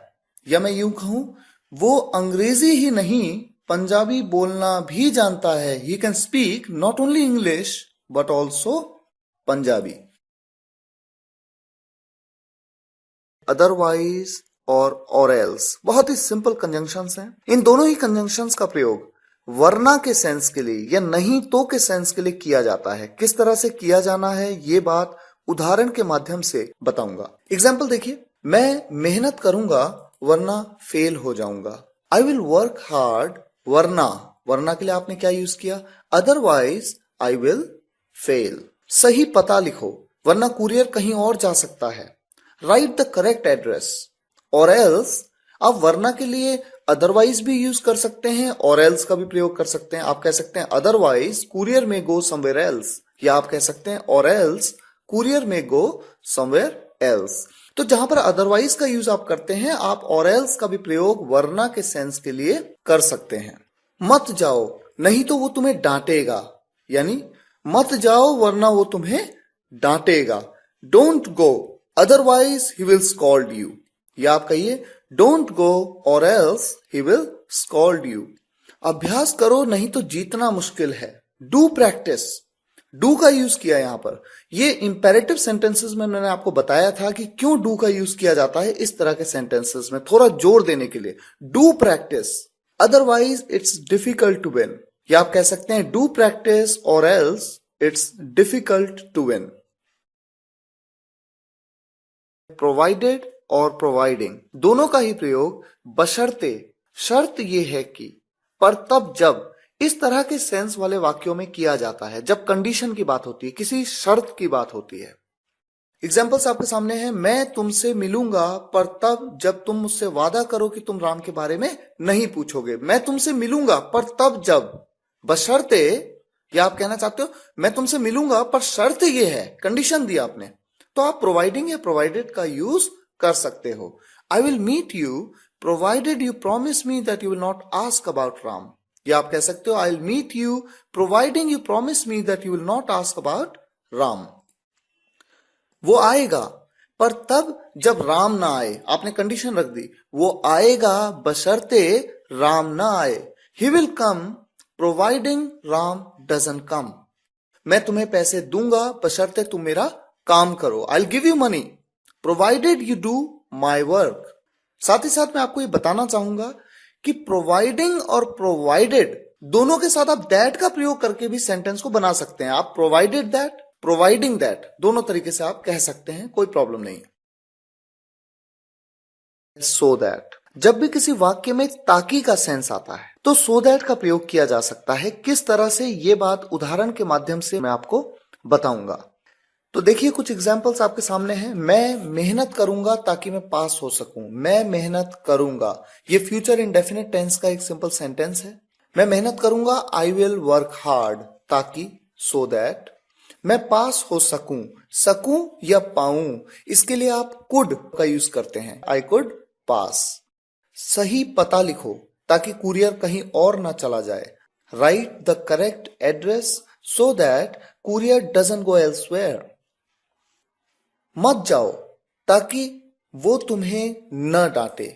डोंट गो, मत जाओ के लिए आप कहते हैं डोंट गो. ये एक इंपेरेटिव सेंटेंस है जिसके बारे में इंपेरेटिव्स में मैंने आपको बताया था. Don't go so that he doesn't scold you. अभ्यास करो ताकि तुम जीत पाओ. अभ्यास करो, do practice so that you could win. So, hence, henceforth, that's why, therefore, that's the reason. इसलिए जब किसी वाक्य में आता है तो इनमें से किसी एक कंजंक्शन का प्रयोग आप वहां पर कर सकते हैं. एग्जाम्पल आपके सामने है, मैं गया इसलिए तुम आए. बहुत ही सिंपल sentence. I went so you came. I went hence you came. I went henceforth you came. I went that's why you came. I went that's the reason you came. इनमें से किसी का भी यूज आप यहां पर कर सकते हैं. सेंस बिल्कुल सेम है. लेकिन एक बात मैं आपको यहां पर जरूर कहना चाहूंगा. वाक्य के अनुसार सो, hence, henceforth, that's why, that's the reason, therefore इनका प्रयोग किया जाता है. ये वाक्य के ऊपर निर्भर करता है, सेंटेंस के ऊपर डिपेंड करता है. लेकिन जैसे जैसे आप इसकी प्रैक्टिस करेंगे, न्यूज़पेपर पढ़ेंगे, इन पर्टिकुलर कंजंक्शंस का यूज किस तरह से सेंटेंसेस में किया जाना चाहिए, तो आपको ये बेहतर समझ आ पाएगा. फिलहाल आप इतना जान लीजिए कि इसलिए के लिए इन सभी कंजंक्शंस का प्रयोग किया जाता है. स्टिल और इवन नाउ. जब भी किसी वाक्य में अभी भी या आज भी का सेंस आता है तो आप इन दोनों में से किसी भी एक कंजंक्शन का यूज कर सकते हैं. लेकिन इसके कुछ नियम हैं. तो आइए शुरुआत करते हैं. सबसे पहले देखिए rule number 1. Still is used after the helping verb and just before the verb. Still का प्रयोग हेल्पिंग वर्ब के तुरंत बाद और वर्ब से पहले किया जाता है. वेयर एज, जबकि even now is used at the beginning और एट द एंड. इसका मतलब है कि इवन नाउ का प्रयोग सेंटेंस की शुरुआत में या सेंटेंस के अंत में किया जाएगा. दूसरा रूल देखिए. Even now is not often used in interrogative sentences. Even now का प्रयोग अक्सर प्रश्नवाचक वाक्यों में नहीं किया जाता. जब हम बोलते हैं अक्सर, इसका मतलब यह है कि इवन नाउ का प्रयोग प्रश्नवाचक वाक्यों में किया जा सकता है लेकिन अक्सर नहीं किया जाता. एग्जाम्पल्स आपके सामने हैं. मैं अभी भी पढ़ रहा हूं. आप इसको दो तरीके से बना सकते हैं. देखिए, स्टिल के साथ आप कैसे बना सकते हैं. I am still studying. Helping verb है एम, स्टडी मेन वर्ब. तो यहां पर आप कह सकते हैं I am still studying. Helping verb के बाद स्टिल का यूज किया और वर्ब से पहले. या फिर आप कह सकते हैं I am studying even now. मैंने आपको बताया कि इवन नाउ का प्रयोग सेंटेंस की स्टार्टिंग और एंड दोनों जगह किया जा सकता है. तो इस सेंटेंस को आप ऐसे भी बना सकते हैं. Even now I am studying. वो अभी भी वहां जाती है. She still goes there. यहां पर देखिए हेल्पिंग वर्ब नहीं है लेकिन वर्ब है. वर्ब कौन सी है आपके सामने. गो. गो मतलब जाना. ये क्रिया है तो क्रिया से जस्ट पहले स्टिल का यूज किया. She still goes there. या आप कह सकते हैं even now she goes there. Sentence है अमन अभी भी खेल रहा है. Aman is still playing. या आप कह सकते हैं Aman is playing even now. और अब देखिए आपके सामने एक इंटरोगेटिव सेंटेंस है. क्या वो आज भी आता है. Does he still come. ये प्रेजेंट इंडेफिनिट टेंस का एक सेंटेंस है. इंटरोगेटिव सेंटेंस है. प्रश्नवाचक वाक्यों में आप स्टिल को प्रेफरेंस दीजिए. तो आप स्टिल का प्रयोग यहां पर करिए. आप चाहें तो इवन नाउ का प्रयोग भी आप कर सकते हैं. आप कह सकते हैं does he come even now. That's what. यही तो, वही तो, यही बात तो, या वही बात तो. एग्जाम्पल्स आपके सामने हैं. यही तो मैं कह रहा हूं. That's what I am saying. वही तो हम सोच रहे थे. That's what we were thinking. यही बात तो आप पूछ रहे थे. That's what you are asking. वही बात तो उसने हमें समझाई थी. That's what he made us understand. यही तो मेरी समझ में नहीं आ रहा. That's what I am not able to understand. That's how. जिसका प्रयोग ऐसे वाक्यों में किया जाता है जब सेंस आता है ऐसे ही या इसी तरीके से, इसी तरह से. ध्यान रहे कि दैट्स हाउ का प्रयोग सिर्फ तब किया जाता है जब कुछ करने के तरीके की बात हो रही है. Talking about a way of doing something. Examples आपके सामने हैं. मैंने ऐसे ही तो सीखा. यानी मैंने इसी तरीके से तो सीखा, इसी तरह से तो सीखा. That's how I learned. इसी तरह से उसने मुझसे बात की. That's how he spoke with me. वो ऐसे ही खाना खाता है, वो इसी तरीके से ही खाना खाता है। That's how he eats the food. मैंने ऐसे ही तो पूछा था, मैंने इसी तरीके से तो पूछा था। That's how I had asked. आप इसी तरह से वहां पहुंच सकते हो, यानी आप ऐसे ही वहां पहुंच सकते हो, यानी आप इसी तरीके से वहां पहुंच सकते हो। That's how you can reach there. वो सबसे ऐसे ही बात करता है, इसी तरीके से बात करता है। That's how he talks to everyone. That's when.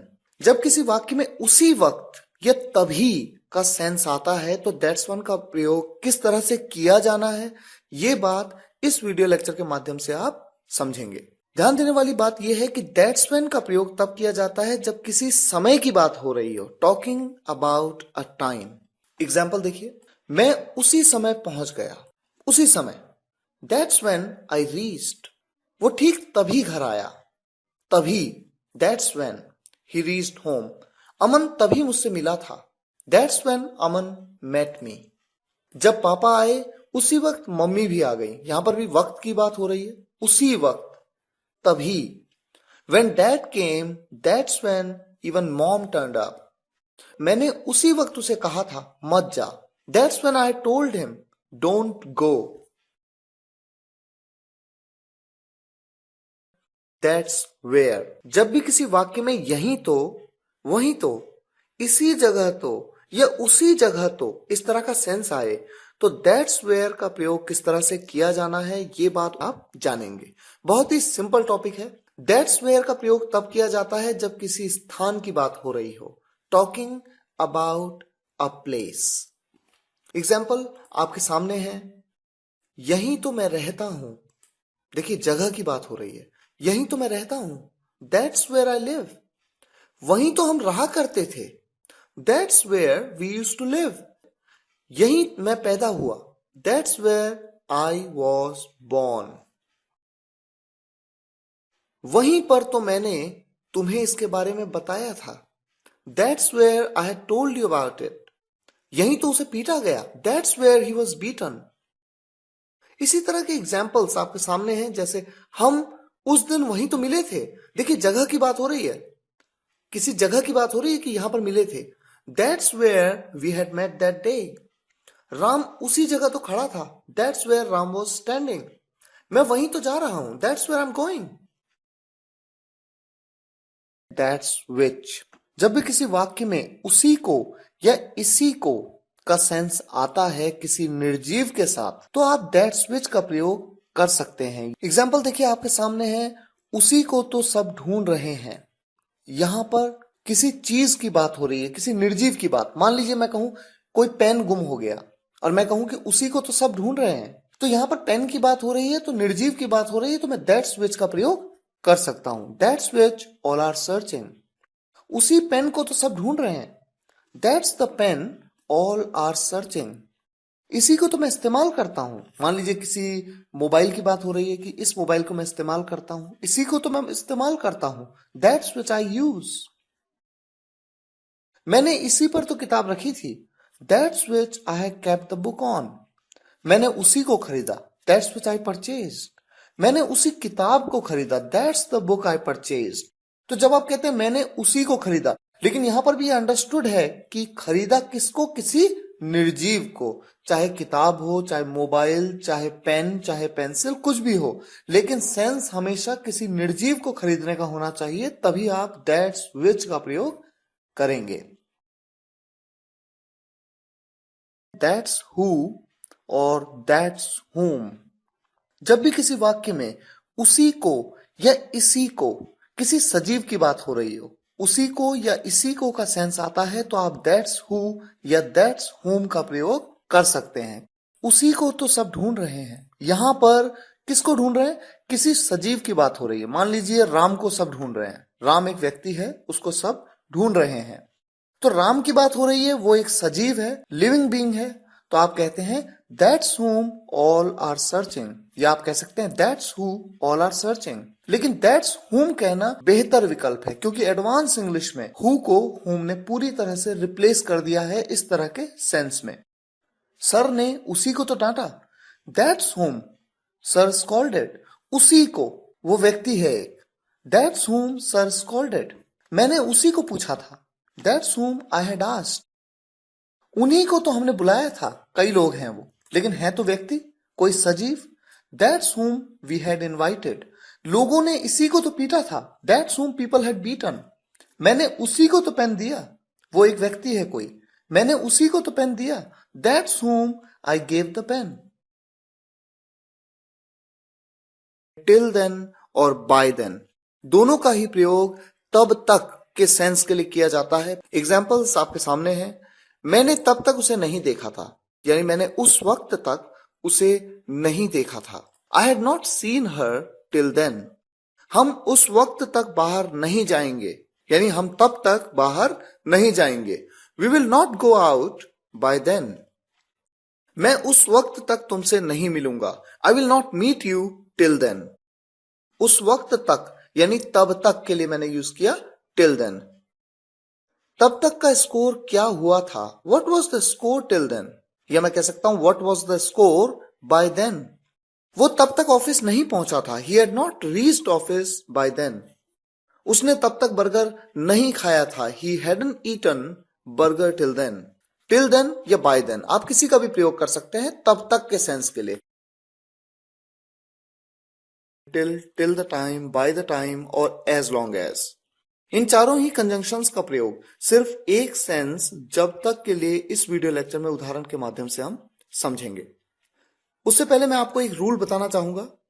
यदि जब तक के साथ वाला वाक्य, जैसे हम कहते हैं ना, जब तक मैं नहीं आया, जब तक तुम नहीं आते, जब तक वो नहीं आएगा, जब तक के साथ वाला वाक्य यदि फ्यूचर इंडेफिनिट टेंस में हो तो भी जब उसे बोला या लिखा जाएगा तो प्रेजेंट इनडेफिनिट टेंस में ही बोला या लिखा जाएगा। ये आपको हो सकता है अभी कंफ्यूज करे, लेकिन जब एग्जांपल्स के माध्यम से मैं आपको समझाऊंगा तो आपको ये क्लियर हो जाएगा। एग्जाम्पल्स आपके सामने है। जब तक मैं नहीं आता मत जाना, जब तक के बाद वाला वाक्य यहां पर तो प्रेजेंट इंडेफिनिट टेंस में है तो कोई इशू नहीं है। आप इसे सिंपली कैसे बना सकते हैं, आप जब तक के लिए till, bye the time, till the time या एज लॉन्ग एज का भी प्रयोग कर सकते हैं। तो मैं यहां पर प्रयोग करता हूं टिल का। मैं कहता हूं till I don't come don't go, मत जाना को क्या कहा मैंने, डोंट गो। दूसरा सेंटेंस देखिए, अब यहां पर जब तक मैं नहीं आऊंगा मत जाना, जब तक के बाद वाला, जब तक के साथ वाला जो वाक्य है वो फ्यूचर में है, मैं नहीं आऊंगा, गागेगी। तो लेकिन जब इसे बोला या लिखा जाएगा तो बोला या लिखा इसको प्रेजेंट इंडेफिनिट टेंस में ही जाएगा। Till I don't come don't go, इस तरह से। तीसरा वाक्य देखिए, जब तक मैं नहीं आया तुम नहीं गए। जब तक के लिए आप कोई भी एक यूज कर लीजिए। Till I didn't come you didn't go. Did not को क्या कहते हैं आप, डिडंट या डिडंट। एग्जाम्पल, जब तक राम नहीं आएगा हम नहीं जाएंगे। अब आप यहां पर देखिए, जब तक के साथ वाला वाक्य राम नहीं आएगा, ये गागेगी, फ्यूचर इंडेफिनिट, लेकिन बनाएंगे प्रेजेंट इंडेफिनिट में ही। किस तरह से, by the time Ram doesn't come we will not go. जब तक तुम यहां हो मैं खुश हूं, जब तक तुम यहां हो, as long as you are here I am happy. एक सेंटेंस है, जब तक वो आया मैं जा चुका था। By the time he came I had left, जब तक मेरा परिवार साथ है मुझे परवाह नहीं। As long as my family is with me I don't care. Until और अनलेस, जब भी किसी वाक्य में जब तक नहीं का सेंस आता है तो अनटिल का प्रयोग, और यदि नहीं का प्रयोग आता है तो अनलेस का प्रयोग किया जाता है। सबसे पहले आप रूल जान लीजिए। यदि जब तक के साथ वाला वाक्य फ्यूचर इंडेफिनिट टेंस में है तो भी प्रेजेंट इंडेफिनिट टेंस में ही बोला या लिखा जाता है। एग्जाम्पल देखिए आपके सामने, जब तक मैं नहीं आता मत जाना। जब तक नहीं के लिए आपने अनटिल का प्रयोग किया, आप कहते हैं until I come don't go. लेकिन दूसरा सेंटेंस देखिए, जब तक मैं नहीं आऊंगा। अब ये देखिए, यहां पर जब तक के साथ वाला वाक्य फ्यूचर इंडेफिनिट टेंस में है। जब आप इसे बनाएंगे, जब आप इसे बोलेंगे या लिखेंगे तो प्रेजेंट इंडेफिनिट टेंस में ही लिखेंगे। Until I come don't go, जब तक मैं नहीं आया तुम नहीं गए। Until I came, you didn't go. जब तक राम नहीं आएगा हम नहीं जाएंगे। Until Ram comes, we will not go. जब तक नहीं के लिए आप क्या यूज कर रहे हैं, Until। राम आएगा, ये फ्यूचर में है लेकिन बनाएंगे प्रेजेंट में। राम सिंगुलर है, सिंगुलर के साथ में आप क्या लगाते हैं, थर्ड पर्सन सिंगुलर सब्जेक्ट के साथ में वर्ब के साथ एस या ई एस का प्रयोग। तो यहां पर एस का प्रयोग आप करेंगे। Until Ram comes we will not go, जब तक तुम नहीं आते मैं यहीं रहूंगा। Until you come I will stay here, जब तक वो नहीं आया मैं पढ़ता रहा। जब तक नहीं के लिए until he came I kept studying, जब तक मेरा परिवार साथ नहीं था मैं कमजोर था। Until my family was with me I was weak. अब देखिए यदि नहीं के कॉन्सेप्ट को, मैं जॉब छोड़ दूंगा यदि मेरी तनख्वाह नहीं बढ़ी। यदि नहीं का प्रयोग होता है तो अनलेस का आप यूज किस तरह से कर सकते हैं। I will quit the job, मैं जॉब छोड़ दूंगा अनलेस यदि नहीं आई गेट अ पे हाइक, अगर मेरी तनख्वाह नहीं बढ़ी, अगर मेरी पे नहीं बढ़ी। अनलेस में ही नॉट भी है, यदि नहीं। राम नहीं पढ़ेगा अगर आपने उसे खेलने नहीं दिया। राम विल नॉट स्टडी अगर आपने उसे खेलने नहीं दिया। अगर नहीं यानी यदि नहीं, यदि नहीं के लिए unless you let him play, यदि नहीं आपने उसे खेलने दिया। LEST लेस्ट। देखिए लेस्ट का प्रयोग किस तरह के वाक्यों में किया जाता है। जब भी किसी वाक्य में सेंस आए, कहीं ऐसा ना हो कि, या सेंस हो ये ना हो कि। और साथ ही साथ ये जानना जरूरी है कि लेस्ट के बाद आने वाले वाक्य में हेल्पिंग वर्ब हमेशा शुड का प्रयोग किया जाता है, चाहे सेंटेंस किसी भी टेंस में हो या किसी भी तरीके से बनाया गया हो। आइए एग्जाम्पल्स देखते हैं। सबसे पहले, मैं मेहनत करूंगा कहीं फेल ना हो जाऊं। यहां पर एक डर है, कहीं ऐसा ना हो कि फेल हो जाऊं, या फिर ये ना हो कि फेल हो जाऊं। तो इस तरह का सेंस आता है जब, तो आप लेस्ट का प्रयोग कर सकते हैं। I will work hard लेस्ट I should fail. सही पता लिखो, ये ना हो कि कुरियर कहीं और चला जाए। Write the correct address lest courier should go somewhere else. while WHILE, और कॉम्बिनेशन है while प्लस वर्ब की फर्स्ट फॉर्म प्लस ING, करते हुए। जब भी किसी वाक्य में किसी काम को करते हुए किसी दूसरे काम को करने के बारे में बताया गया हो तो while फॉर्मेशन के इस कॉन्सेप्ट का यूज किया जाता है। जैसे मैं कहूं सोते हुए while sleeping, खेलते हुए while playing, देखते हुए while watching, मुस्कुराते हुए while स्माइलिंग। लेकिन उदाहरण के माध्यम से आप इस बात को बेहतर समझ पाएंगे। तो कुछ एग्जाम्पल्स लेते हैं। मैं चलते हुए पढ़ रहा हूं, I am reading while walking. दो काम एक साथ कर रहा हूं, एक है चलने का और एक है पढ़ने का। तो चलते हुए पढ़ रहा हूं, I am reading while walking. या फिर वाइल वॉकिंग का प्रयोग आप शुरुआत में भी कर सकते हैं। आप कह सकते हैं while walking I am reading.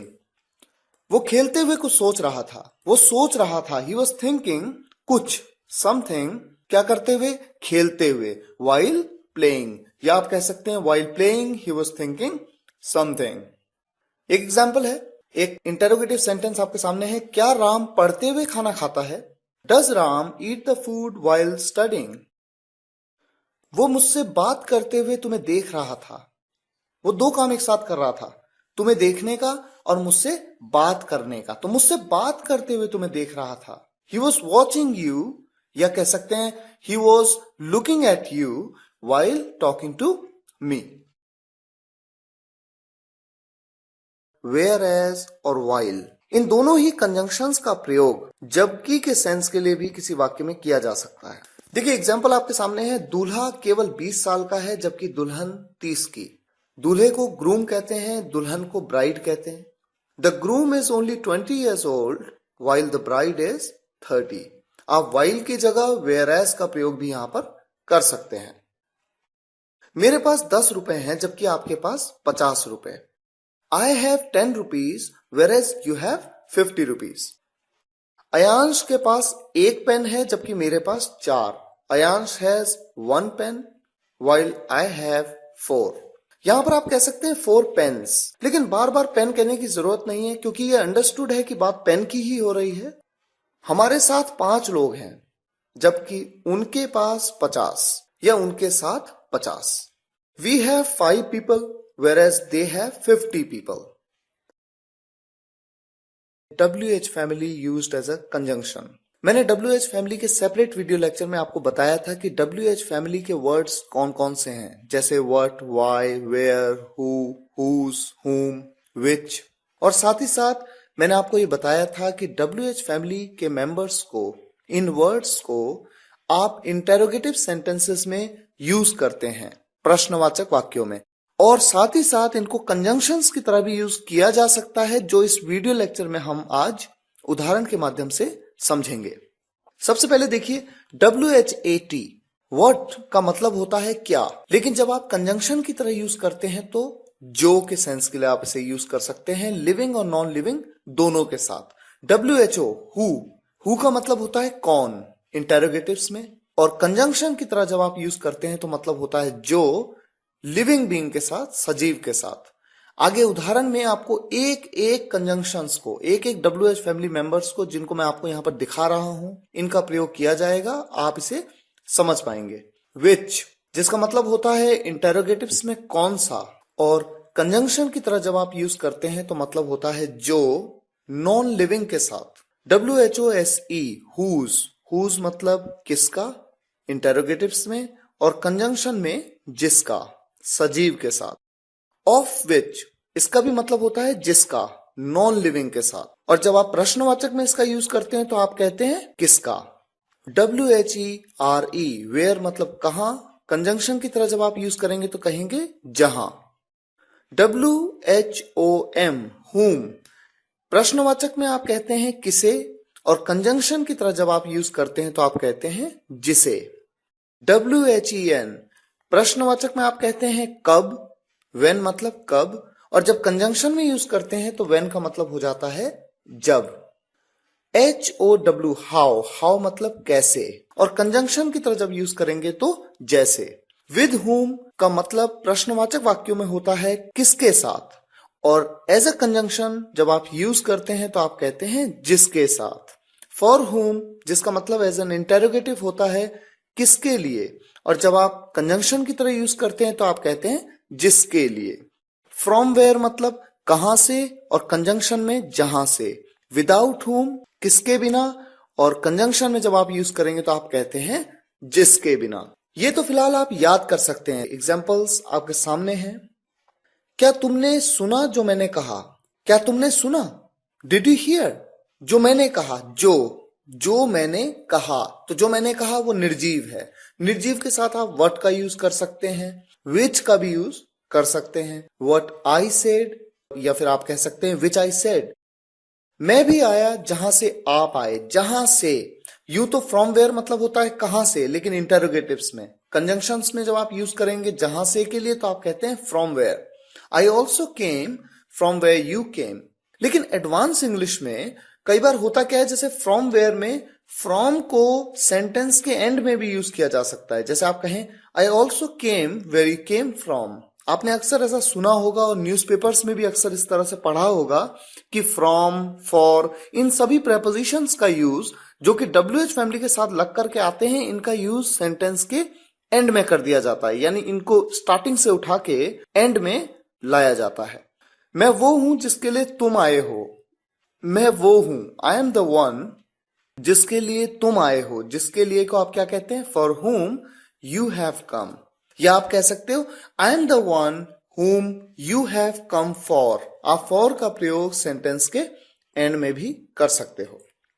ये राम है जिसका भाई मेरे साथ था, this is Ram whose brother was with me. जिसका भाई, जिसका के लिए आपने क्या यूज किया, हुज। मैंने आपको बताया था सजीव के साथ में जिसका के लिए आप यूज करेंगे हुज। और जब हम कहते हैं ये वो घर है जिसकी छत कमजोर है, ये वो घर है जिसकी छत कमजोर है, यहां पर देखिए घर की बात हो रही है, घर एक निर्जीव है। हुज का प्रयोग नहीं करेंगे जिसका के लिए या जिसकी के लिए, आप यूज करेंगे ऑफ विच का। किस तरह से आप यूज करेंगे, दिस इज द हाउस, ये घर है, this is the house the roof of which, जिसकी छत, the roof of which is weak. Weak मतलब कमजोर। तो यहां पर देखिए जिसका के लिए जब सजीव की बात आई तो आपने हुज का प्रयोग किया, और जब निर्जीव की बात आई तो आपने ऑफ विच का प्रयोग किया। धीरे धीरे जैसे जैसे आप प्रैक्टिस करते जाएंगे चीजें आपको और क्लियर होती जाएंगी। ये राम है जिसके साथ मैं खेलता था। This is Ram with whom I use to play. जिसके साथ के लिए देखिए आपने क्या यूज किया, विद whom। ये अमन है जिसके बिना मुझे अकेलापन लगता है। This is Aman without whom I feel lonely. जिसके बिना, without whom I feel lonely. Ram जो मेरे साथ था उसका भाई है। Ram who was with me is his brother। जो मेरे साथ था, जो था मेरे साथ। किसकी बात हो रही है, एक सजीव की बात हो रही है। सजीव के साथ आप क्या यूज करते हैं, who। जो के लिए आप who का प्रयोग कर सकते हैं। Ram who was with me is his brother। और साथ ही साथ आप that का भी प्रयोग कर सकते हैं इस तरह के वाक्यों में जो के लिए। Ram that was with me is his brother। Pen जो मेरे पास था तुम्हारा नहीं है। The pen which I had is not yours. और दैट का प्रयोग भी हम जो के लिए कर सकते हैं। तो इससे आपको यह पता लगता है कि हु का प्रयोग सजीव के साथ, विच का प्रयोग निर्जीव के साथ, लेकिन दैट का प्रयोग सजीव और निर्जीव दोनों के साथ आप कर सकते हैं। जब तुम थे सब कुछ था। When you were there, I had everything। जिसे तुम ढूंढ रहे हो, जिसे के लिए आप whom यूज करेंगे कंजंक्शन की तरह। जिसे तुम ढूंढ रहे हो यही है, कोई सजीव है वो। whom you are searching is here itself।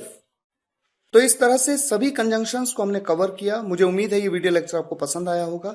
अब मैं उन्हीं क्वेश्चंस को जो स्टार्टिंग में मैंने आपसे पूछे थे, उन सभी क्वेश्चंस को मैं आपके सामने रखता हूं। यहां पर जो सही ऑल्टरनेटिव है वो येलो कलर में है।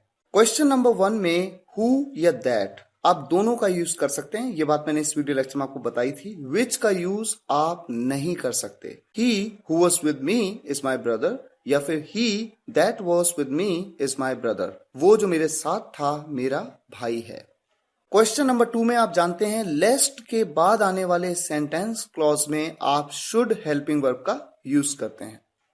क्वेश्चन नंबर 3, अगर वो अच्छे से पढ़ाई नहीं करेगा वो फेल हो जाएगा। यहां पर सही ऑल्टरनेटिव है अनलेस। अनलेस का मतलब है इफ नॉट। इस सेंटेंस को आइडियली हम दो तरीके से बना सकते हैं। या तो इफ का यूज करें और हम कह सकते हैं if he doesn't study well he will fail. Unless में तो नॉट खुद ही है, इसलिए अनलेस के साथ में जो सेंटेंस लग करके आता है, जो क्लॉज लग करके आता है, वो अफर्मेटिव सेंटेंस में बनता है और साथ ही साथ प्रेजेंट इंडेफिनिट टेंस में। क्वेश्चन नंबर 4 में ऑफ विच सही ऑल्टरनेटिव है। वीडियो लेक्चर में आप जान चुके हैं। क्वेश्चन नंबर 5 में I don't know whether he likes me और नॉट। आप जानते हैं वेदर के साथ और का कॉम्बिनेशन। ये बात मैंने आपको बताया इस वीडियो में।